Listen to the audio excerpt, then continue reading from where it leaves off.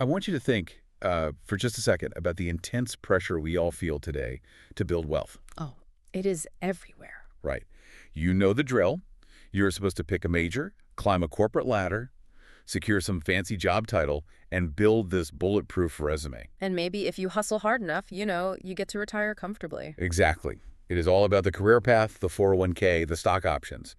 But what if I told you that one of the most famous historical figures in the world built an absolute economic empire without any of that? Without a traditional job at all. Right, becoming one of the wealthiest men in his entire region without ever having a formal profession or a self-made startup ambition. It sounds impossible by modern standards. It really does. Okay, let's unpack this. Welcome to today's deep dive. Glad to be here for this one. Today, we're looking at a truly fascinating document. It is a meticulous historical reconstruction titled Abraham Rich's Docks. It's a great piece of research. And our mission today, alongside you listening, is to explore the real-world, pragmatic mechanics of how the biblical figure Abraham built massive wealth. And specifically how he did it based on the principles outlined in the King James Version of the text. Exactly. We are talking about principles of mobility, intense logistical stewardship, and divine favor acting as massive capital injections. It is a phenomenal topic, and to do this right, we really need to understand how this specific source document approaches the history. Because it does something pretty brilliant. It really does. It creates a very strict dividing line between two things. First, we have the hard facts recorded directly in the King James Version of Genesis. Like a direct quote saying he had sheep and oxen. Right, the text anchors. But then it introduces the logistical reality, and these aren't wild guesses. No, they're careful historical reconstructions. Exactly, of what those ancient facts actually look like on the ground in the Near East. So if the record says he moved his household, the document details the literal math of how many donkeys, tents, and water skins were required just to keep those people alive. So it takes the Sunday school story and basically runs it through an ancient supply chain audit. That is the perfect way to describe it. I love that. Let's jump right into his starting point, what the source calls the Haran base. Step one of the journey. Right. The record states in Genesis 12 that they took all their possessions that they had gathered and the souls that they had gotten in Haran. The King James uses that specific word, souls. Yes. Now, I have to admit, my mental image of this has always been Abraham and Sarah as this lone, quiet couple wandering out into the desert sand with maybe one camel and a walking stick. I think that is how most of us picture it. But looking at the logistics in this document, that is completely wrong, isn't it? Completely wrong. The logistical reality shatters that image entirely. So what are we actually looking at? We are looking at an estimated traveling group of about 55 people right out of the gate. 55 people. And that is a very conservative baseline. Let's break down how you get to that number, because it completely redefines our understanding of his baseline wealth. Okay, let's do the math. You have the core family, Abraham, Sarah, Lot, perhaps Lot's wife and a few children, plus a handful of elderly dependents, nieces, or nephews. So that might be roughly 10 to 15 people just there. Right. But then you look at that phrase, the souls that they had gotten. To run an operation capable of crossing the ancient Near East, the source outlines the absolute minimum staffing requirements. Because you don't just walk across a desert. No, you need a household manager or a chief steward. Okay, one steward. You need a herding crew of 10 to 14 people. Right. You need 8 to 12 general servants handling cooking, tent repair, water hauling, and childcare. That adds up fast. You need 4 to 6 drivers and handlers for the pack animals. And crucially, you need a basic security detail of 6 to 10 armed men. Wait, a security detail? Are we talking about mercenaries here or just guys with big sticks? It's not a standing army, but it is absolutely caravan protection. Because 55 people sounds less like a family road trip and more like a highly vulnerable, slow-moving target in the middle of nowhere. Exactly. In the ancient world, there is no highway patrol. There is no emergency number to call. You are on your own. Totally on your own. If you are moving through the desert with valuable assets, you are entirely responsible for your own defense against bandits, desperate local tribes, and wild predators. Like lions and bears. Which were native to the region at the time. Those 6 to 10 armed men are vital. So when we picture Abraham leaving Haran, we have to picture a small, self-contained, mobile village. And what really caught my attention in the document is the starter herd. To sustain a village of 55 people and have possessions worth mentioning, the source maps out roughly 350 sheep and goats, A massive flock. plus around 35 cattle and about 25 donkeys for transport. And notice what isn't there. Camels. Right. Camels weren't even a major factor at this stage. Donkeys were the absolute workhorses of the ancient world. They carried everything. And the math on the animals lines up perfectly with the people. When you have 350 sheep and goats, you need one herder for every 30 to 50 animals. Which exactly matches that herding crew of 10 to 14 people we just mentioned. What's fascinating here is that this entirely reframes the concept of not having a job. Oh, absolutely. He wasn't clocking into a shift, but his daily life was an exercise in intense executive management. A group of 55 people moving across a hostile landscape requires a strict hierarchy just to avoid devolving into total chaos and starvation. The source actually maps out a highly plausible chain of command. It does. Abraham holds a final authority for major decisions and negotiations with local chieftains. The CEO, basically. Exactly. But below him, you have that chief steward. Think of the chief steward as the chief operating officer. So this person runs the logistics, the supply chains, the people assignments, and the bartering in local towns. Yes. Then you have a head herdsman managing the livestock's grazing patterns, breeding cycles, and night watches. And a tent master. Right, in charge of the camp layout and the incredibly complex loading and unloading sequence every single day. It really is a full-blown corporate structure, just covered in dust and animal hair. That is a great visual. But let's talk about the physical weight of this operation. The source stresses that they weren't packing house furniture, they were packing a portable economy. They needed 10 to 14 massive tents. You have larger family tents, worker tents, and dedicated storage tents. But the detail that really made me pause was the water. Yes, the document calls water the absolute non-negotiable bottleneck of their entire existence. And rightfully so. Let's explain why, to everyone listening, we're talking about semi-arid ecology. This isn't lush farmland with streams everywhere. No. Water sources are scarce, fiercely guarded, and often deep underground. The document calculates a requirement of 40 to 70 massive water skins or clay jars. Plus miles of rope and heavy leather buckets for drawing from deep wells. And you can't just let people drink whenever they want, right? You need strict water discipline managed by an assigned water master. Every drop is accounted for. So how do you feed 55 people while constantly moving? I assume you can't just hunt and gather for a group that size. Especially when you are focused on keeping hundreds of sheep alive. Right. Exactly. Hunting and gathering is far too unpredictable for a population of that size. So what's the solution? The source outlines a necessary 2-week travel buffer of staple foods. Why 2 weeks? Because along the established trade routes, you can usually stop at settlements to barter for supplies. But you need a buffer for the desolate stretches between those towns. Which means physically carrying roughly 350 to 500 kilograms of grain. Mostly barley or hard wheat. Spread across those 25 pack donkeys. 500 kilograms of grain. That is over 1,000 pounds of dead weight. That has to be packed, unpacked, protected from moisture, and kept away from rodents every single day. It is a monumental task. Add to that dried legumes like lentils, salt, which is biologically vital for both humans and livestock to retain water in the desert. Limited olive oils and the heavy stone hand mills required to grind that grain into flour for daily flatbread. The daily travel rhythm was a relentless machine.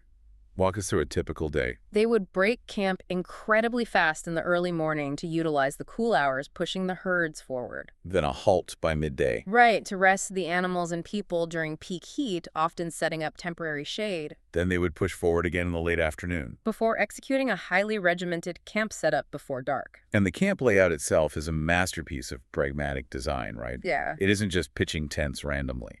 Not at all. It is strictly zoned. The tents are arranged in an oval or a protective cluster. What about the fires? The cooking fires are central and strictly controlled, so a stray spark doesn't burn down a canvas tent and leave a dozen people exposed to the elements. But the perimeter of the camp is the most brilliant part to me. It's made up of the animals themselves. Like a biological fence. Precisely. The livestock create a living, breathing, noisy buffer against predators or thieves. If a lion approaches, the sheep panic and bleat, instantly waking the guards. So when we circle back to our core premise here, how a man becomes extraordinarily wealthy without a traditional career. In this first phase, Abraham is not building a startup. He is moving an incredibly complex household he already possesses. His work is relentless movement and strict stewardship of the resources under his command. He is positioning his people to survive, maintaining the baseline of his wealth through pure administrative grit. But he is not the one generating the ultimate capital injections. Right, he is managing the baseline. But managing a baseline doesn't make you one of the richest men in the region. Something has to change the trajectory. And that brings us to a massive external shock to the system, which the document calls the Egypt pivot. The record states in Genesis 12 that there was a famine in the land, and Abram went down into Egypt to sojourn there. Now, I want to play devil's advocate for a second. Why uproot this perfectly tuned 55-person machine and walk toward a massive foreign superpower like Egypt? Wasn't going to Egypt as a wandering nomad basically asking to be enslaved or have all your assets seized? That is the exact right question to ask because it highlights just how catastrophic the alternative was. We need to understand what famine actually means in the ancient Canaanite highlands. This isn't just an inconvenience where the local market runs out of grain. It's a rapidly accelerating ecological collapse. The winter rains simply fail to arrive. The natural pastures dry up and turn to dust. The animals, the very engine of Abraham's wealth, start losing weight. They stop producing milk. The youngest and oldest animals begin dying. As the surface water vanishes, the local Canaanite chiefs become incredibly territorial and violent over the remaining, shrinking deep wells. And grain prices skyrocket to the point where bartering becomes impossible. So it's a brutal existential push factor. For a herd-based economy, you are watching your net worth evaporate into the sand day by day. Exactly. You only have a few terrible options. You can sell your dying animals to locals for pennies on the dollar, which is economic ruin. You can try to violently raid someone else's water supply. Which requires a massive military force he didn't possess at the time, and it paints a target on his back. Or you can migrate to a completely different ecological zone. This is a livestock survival migration. And Egypt is the absolute logical refuge. Why? Because Egypt's agriculture does not rely on the unpredictable rain-fed highlands. It relies on the annual, predictable flooding of the massive Nile River system. Okay, that makes perfect sense. It's a desperate, pragmatic calculation. The risk of dealing with Pharaoh is slightly less than the absolute certainty of starving in Canaan. Let's picture the condition of this group arriving at the Egyptian border. Our baseline was 55 people, 350 sheep, and 35 cattle. They must have looked terrible. They would have been in profound distress. The animals are emaciated from the difficult drought travel. Their grain stores are heavily depleted, if not entirely gone. The morale of the camp is likely at rock bottom. The donkeys are exhausted. They're essentially climate refugees seeking asylum from an environmental disaster. And here is the massive shift in the story. This is the capital injection. Abraham arrives as a refugee, but he does not take a job in Egypt. He doesn't start a local business. The ancient text explicitly attributes his massive material gain to the ruler's favor. It says he entreated Abram well for her sake, referring to Sarah.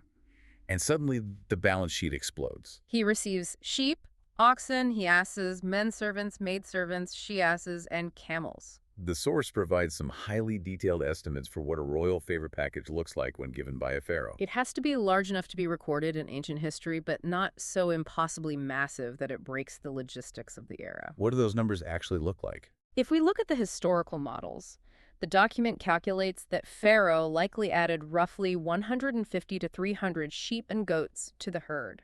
Let's use the conservative midpoint for our modeling. He adds perhaps 15 to 40 cattle. He adds 10 to 25 donkeys, both male and female, which are vital for transport. And he introduces camels, maybe 2 to 6 of them. Camels are incredibly rare and highly prestigious at this point in history. They are the ultimate luxury transport vehicle. And critically, he gives human labor. 6 to 12 male servants and 6 to 12 female servants. I want to pause on that labor aspect. Getting a few hundred extra sheep is great, but if you don't have the manpower to herd them, water them, and shear them, those sheep are just a burden that will wander off and die. The gift of labor is what actually allows the wealth to scale. Right. That is the brilliant logistical insight. More animals equal greater wealth and food security, but more servants equal the vital operational capacity needed to actually manage, protect, and sustain that new wealth. You cannot manage double the livestock with the same 10 exhausted herdsmen you arrived with. But let's think about what happens to the daily mechanics of a household when a sudden massive influx of wealth and personnel occurs literally overnight. They arrived as 55 desperate people. They are now departing Egypt with conservatively around 73 people. The sheep and goat herd has ballooned from 350 to nearly 575. The cattle have almost doubled to 60. They have 40 donkeys and a handful of brand new, highly valuable camels. That sounds like a logistical nightmare for that chief steward we talked about earlier. It is the ultimate test of executive management. You don't just hand a brand new Egyptian servant a wooden stick, point at a flock of sheep and say, go to work. There are massive language barriers. There are entirely different cultural customs regarding food prep, sanitation, and hierarchy. The chief steward has to integrate these new workers into the existing chain of command without causing resentment among the original crew. You need new tents for these 18 new people. You need more water skins because your daily human water consumption just skyrocketed by 30%. And the travel speed of the entire operation drastically slows down because you have nearly double the livestock to push along the dusty trails. And remember, they aren't just leaving casually. The text in Genesis 12 says Pharaoh commanded his men concerning him, and they sent him away. Basically, take your massive new wealth and get out of my country. The departure logistics must have been incredibly tense. They have to split the herds into distinct blocks just to move them without a stampede. You have small stock herd A with its herders, small stock herd B, a separate group for the slower, lumbering cattle. The massive pack donkey train and those highly protected new camels kept near the guarded center. It is a massive, slow-moving caravan of newfound wealth. And it perfectly illustrates the central principle for anyone listening who is fascinated by alternative wealth building. The wealth here came through a channel completely outside of direct wage labor or incremental business growth. The famine was the environmental trigger, Pharaoh's favor was the external channel, and the result was a radically expanded labor force and herd base. Abraham just had to have the internal system strong enough to absorb the shock of that new wealth without collapsing. Which brings up a great point. If you suddenly hand someone who doesn't know how to manage money a massive lottery winning, they usually go bankrupt in a few years. Having the wealth is one thing. Managing the boom is another. Genesis 13 states that Abram went up out of Egypt, and it delivers a monumental statement. It says Abram was very rich in cattle, in silver, and in gold. Now we have to talk about the silver and gold. Because when I hear that, I immediately picture a cartoon treasure chest overflowing with shiny, perfectly round gold coins. But that's not historically accurate for this period, is it? No, not at all. It is crucial to ground these terms. We aren't talking about minted pirate coins. Standardized coinage didn't really exist in this form or region yet. We are talking about raw precious metals. The document gives us a very grounded, conservative deduction of what that actually looked like. We are talking about 10 to 30 kilograms of silver and perhaps 0.3 to 2 kilograms of gold. This would have been in the form of what historians call hack silver. Bracelets, rings, ingots, or literally raw chunks of metal that had been hacked apart. So how do you actually buy something with a random chunk of silver? You have to weigh it. Every single time a transaction occurs, the buyer and the seller pull out a small, highly calibrated balance scale. They put standardized stone weights on one side, and they pile the raw hack silver on the other side until it balances. It's a physical, heavy, tactile process. 10 to 30 kilograms of silver is roughly 22 to 66 pounds of metal. That is real physical weight. And how on earth do you protect that kind of liquid wealth when your entire life is lived in canvas tents in the middle of the wilderness? Imagine sleeping next to the ancient equivalent of millions of dollars, knowing there are bandits out there who would kill your entire family for a fraction of it. The operational changes for security must have been intense. The document paints a vivid picture of these security protocols. This silver and gold is not just sitting in a loose sack. It is likely kept in one or two small, heavily reinforced strongboxes, perhaps made of dense wood and tightly wrapped in thick, waterproof leather hides. To protect it from the elements and completely obscure its contents. And you can't just leave a box like that sitting by the fire while you go check on the sheep. Absolutely not. That strongbox is strapped to one specific, highly reliable pack animal during travel. An animal that stays dead center in the caravan, surrounded by the core family and the armed guards. At night, it requires a constant rotating guard of at least 2 of his most trusted men. The chief steward is likely the only other person besides Abraham who truly knows the inventory count and which specific wrapped bundle contains what weight of metal. Moving with that kind of highly concentrated liquid wealth changes your entire psychology. It changes the physical footprint of the camp, too. We started with maybe 10 tents. Now, with over 70 people, we are looking at 12 to 18 large tents. It's a completely zoned settlement at this point. The center zone is the absolute secure core. Abraham's tent, the steward, the strong boxes, and the main cooking fire. Surrounding that center is the inner ring of worker and servant tents. Surrounding that inner ring is the massive outer ring of animals, acting as both a biological fence and allowing for control. And then you have the downwind edge, far from the center, for waste disposal and processing animal hides. To manage all this, the herding team alone has grown to 14 or 18 people. They have to split the sheep into multiple flocks just to let them graze. They have dedicated cattle handlers. They have a specific water team of 4 to 6 people whose entire exhausting existence is drawing water from wells from sunrise to sunset. Which explains a very specific phrase in the text. Genesis 13 mentions that he went on his journeys from the south even to Bethel. I always thought that just meant he took a lot of breaks. But that is pure logistics language, isn't it? Yes, you physically cannot push 575 sheep and 60 cattle fast across a semi-arid landscape. If you push them too hard, they dehydrate, they collapse, or they scatter and get lost. You move in short, highly calculated legs. You stop where you absolutely know the water is reliable. This is why the text notes he returned to familiar territory, unto the place where his tent had been at the beginning. Returning to a place you've been before means you know the trails, you know the exact location of the springs. You know which local Canaanite tribes are hostile and which are open to trade. Familiar territory provides operational stability, and stability is paramount when your entire net worth is walking around on 4 legs. Okay, let's take a snapshot of Abraham at the end of this massive boom. He's got 70 to 80 people relying on him for survival every single day. He's managing 600 small stock, up to 80 massive cattle, 50 donkeys, a highly prestigious fleet of camels. And he's carrying up to 30 kilos of raw silver and gold. He's an incredibly wealthy, powerful figure. But here is the brutal reality of scaling any operation, whether it's an ancient herd or a modern business. Eventually, if you keep growing, you hit a physical limit. And that brings us to the breaking point. The inevitable breaking point. The record in Genesis 13 details exactly what happened. It says Lot, also, which went with Abram, had flocks and herds and tents. And then it says, the land was not able to bear them, that they might dwell together, for their substance was great. And there was a strife between the herdmen of Abram's cattle and the herdmen of Lot's cattle. I love how the source document breaks this down because it completely removes the emotion from it. We often read the word strife, and we project modern family drama onto it. We think it was egos clashing or Uncle Abraham and nephew Lot having a personal falling out. But the historical analysis here proves it was purely a mathematical bottleneck. Let's do the water math, because when you actually run the numbers, it is staggering. The water math is the key to everything in this region. Water is life. It is the single most contested resource. Let's look at Abraham's daily demand.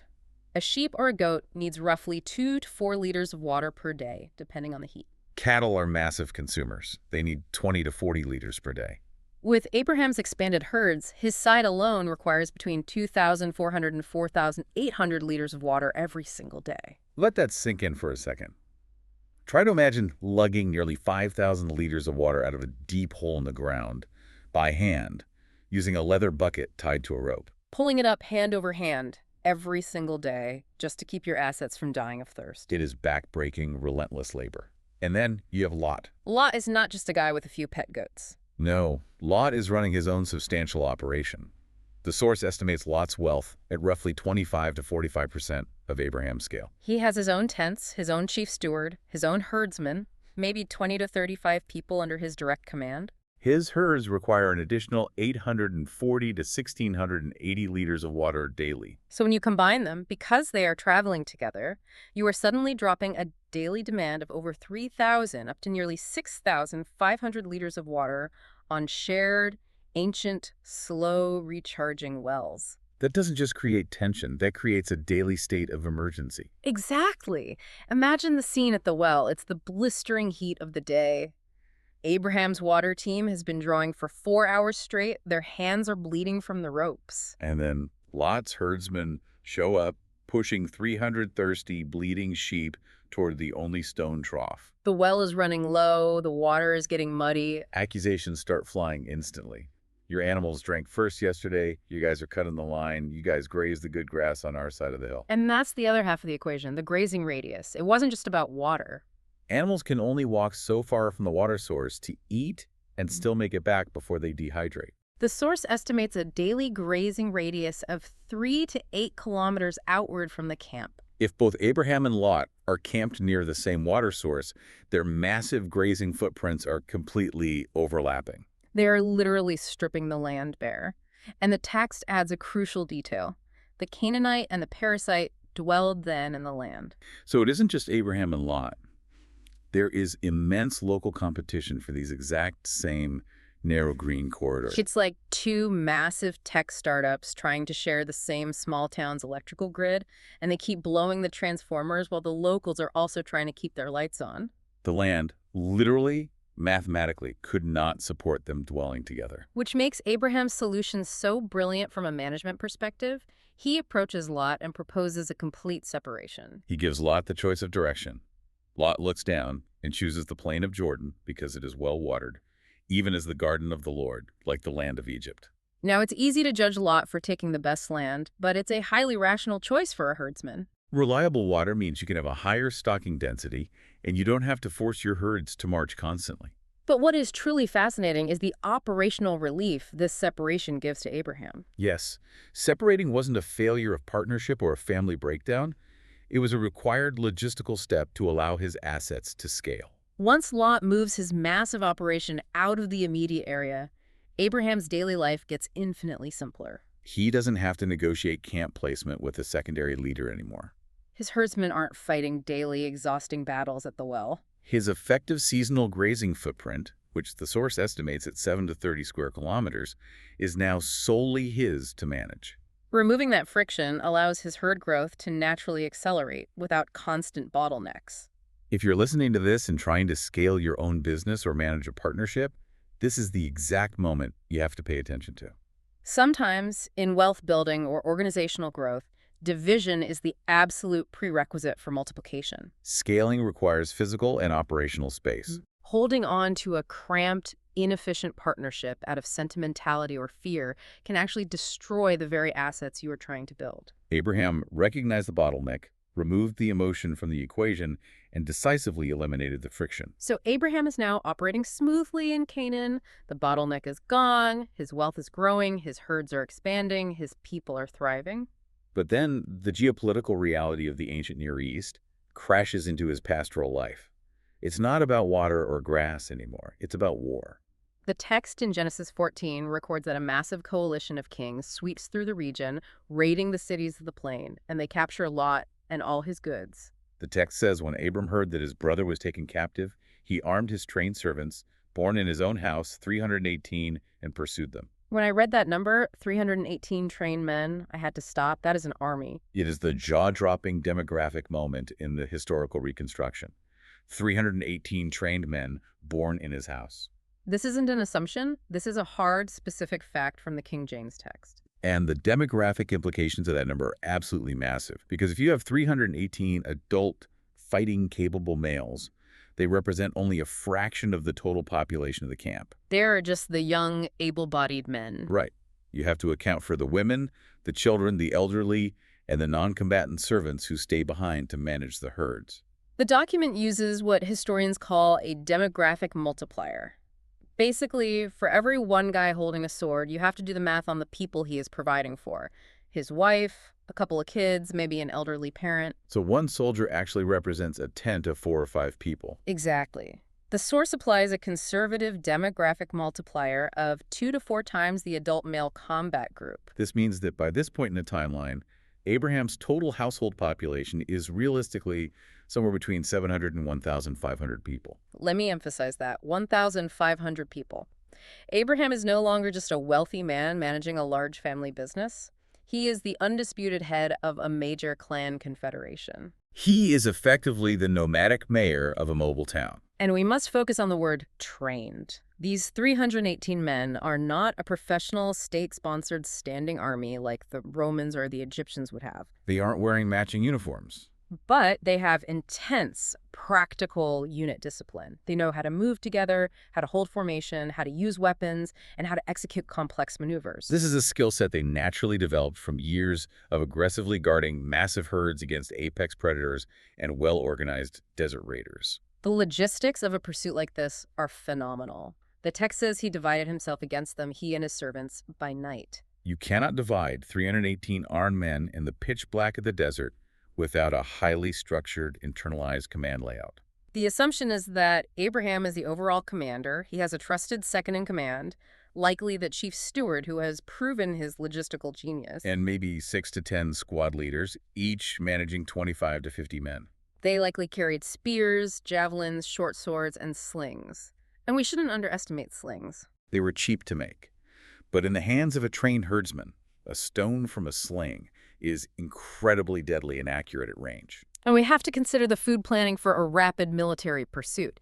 You can't march an army with the 2-week, slow-moving supply train we discussed earlier. They had to move incredibly fast to catch a retreating coalition. Each man probably carried only 1 or 2 days' worth of dense flatbread and a single water skin, relying on their intimate knowledge of the terrain to forage and resupply at hidden springs along the way. The tactic of the night attack is crucial here. The raiding coalition that took Lot was undoubtedly much larger, being composed of 4 allied kings. But a night attack is the ultimate equalizer in ancient warfare. It is. The enemy is spread out, likely celebrating their victory, weighed down by massive amounts of captives and spoils, and sleeping. Surprise, localized panic, and disciplined squad tactics allowed Abraham's smaller force to rout a much larger coalition. And the recovery was total.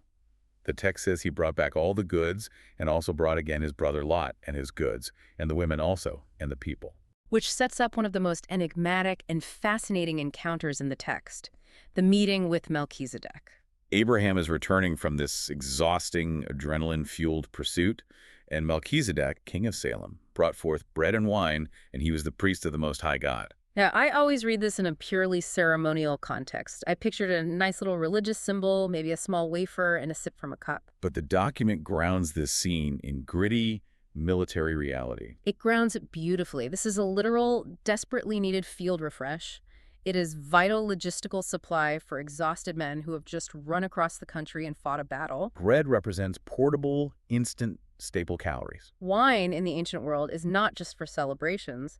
It is a safe, calorie-dense, mildly analgesic drink that boosts morale. And frankly, fermented wine mixed with water is vastly safer to drink than questionable surface water they might find on the march, which could give the whole army dysentery. Melchizedek is providing real-world, massive logistical support to a returning military force.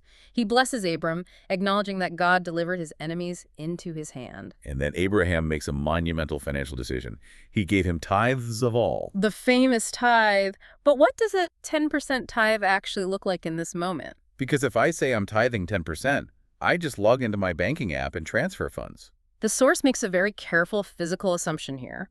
All most likely refers to the massive amount of spoil and recovered goods currently under Abraham's control right after the battle. Not 10% of his entire lifetime estate back at the camp. And he isn't writing a check. He is physically handing over divisible, living wealth. Yes, the document calculates a conservative, believable tithe packet. Let's visualize it. If we assume Abraham recovered a modest haul of, say, 300 sheep and goats, 30 cattle, and 20 donkeys, plus piles of textiles, weapons, and food stores from the Sodom region. A 10% tithe means his men physically have to separate 30 panic sheep, 3 massive cattle, 2 donkeys, and a literal tenth of the recovered physical goods. And hand them over to Melchizedek's people right there in the valley. It takes time, effort, and immense intentionality. It's an incredible scene. Think about what just happened. He leveraged his massive acquired capacity, his 318 men, to violently protect his interests and his family. He proved he is a dominant military force in the region. But the very first thing he does upon returning is immediately acknowledge divine authority over his success by giving away a substantial physical portion of the wealth he just legally won in battle. It's a powerful statement about where he believes his true provision comes from. Which bridges us perfectly into what the document titles the wealth boundary. Because right after dealing with Melchizedek, Abraham has a very different kind of conversation with the king of Sodom. And this conversation reveals the core philosophy of his wealth. The king of Sodom comes out to Abraham and essentially offers him the deal of a lifetime. He says, "Give me the persons and take the goods to thyself." Based on the numbers we just discussed, the king of Sodom is offering Abraham hundreds of head of livestock, gold, silver, textiles, and weapons. It's an instant fortune. It is Hmm. a massive legal capital injection. And Abraham flatly refuses. He says he has lifted up his hand unto the Lord, the Most High God, and he will not take anything that is thine. His exact phrasing is brilliant. From a thread even to a shoe latchet, he absolutely draws a line in the sand. So we have to analyze the strategy here. Why on earth would you walk away from hundreds of head of livestock when your entire wealth system is built on acquiring livestock? The analysis here is profound. Abraham is protecting his narrative. He tells the king of Sodom exactly why he's refusing, lest thou shouldest say, "I have made Abram rich." It's ancient PR. He is controlling the brand. It is the strategic brilliance of his faith. If Abraham takes that wealth, the king of Sodom forever holds political leverage over him. The king could walk around the region for the rest of his life claiming that Abraham's power, his 1,500-person camp, and his influence were a direct result of Sodom's generosity. Abraham refuses to allow his economic empire to be co-opted by a corrupt king's political narrative. His wealth, in his mind, must remain an untainted testament to divine blessing and his own intense stewardship. It is the ultimate display of wealth independence, having the leverage to say no to a massive fortune because the strings attached compromise your core principles. That is such a powerful lesson. We often think of having massive wealth as just the ability to buy whatever you want, but true wealth independence is having the security to refuse the wrong kind of money. But, and this is why I love the gritty details in this source, Abraham is intensely practical, even in his high-minded principles. He doesn't let his personal oath screw over his employees or his business partners. Precisely. Genesis 14 details the strict exceptions he demands from the king of Sodom. First, he bills the king for the overhead. He says, "Save only that which the young men have eaten." He insists that the rations, the grain, and the supplies his 318 men consumed during the exhausting pursuit and battle are covered by the recovered goods. He isn't going to operate his army at a deficit to rescue Sodom's people. I'm not taking your reward money, but I am absolutely validating my soldiers' expense reports. It's brilliant executive management. And second, he protects his allies. He names Aner, Eshcol, and Mamre, the local partner clans who fought alongside him, and says, "Let them take their portion." He doesn't force his personal theological vow of poverty regarding Sodom's money onto his allies who rightfully bled and earned their spoils of war. It shows incredible leadership. He manages the boundary of his own wealth without dictating the economics of his partners. This careful management of relationships, resources, and boundaries is what allows him to survive and transition into the final phase of his wealth building. Up until this point, almost all of Abraham's wealth has been portable. Animals, people, precious metals in a strongbox. But the source traces the final evolution of his economic empire. He begins to acquire legally recognized, permanent hard assets. Let's look at the first hard asset, which involves a massive diplomatic incident. Genesis 21 records that King Abimelech and Phitrol, the chief captain of his host, come to Abraham. They clearly recognize his immense power. They say, "God is with thee in all that thou doest," and they want to forge a peace treaty. But Abraham doesn't just smile and sign. He immediately brings up a severe grievance. He reproved Abimelech because of a well of water, which Abimelech's servants had violently taken away. We have to return to the reality of the semi-arid ecology to understand why this matters. A well is not just a hole in the ground. It is the most valuable hard asset in the region. Digging a deep well through bedrock using ancient hand tools takes months of brutal labor and engineering. Water rights equal the ability to keep thousands of animals alive during a dry cycle. If you lose access to your primary well, your portable wealth, your herds, can be wiped out in a matter of weeks. The violent seizure of this well was a massive diplomatic crisis.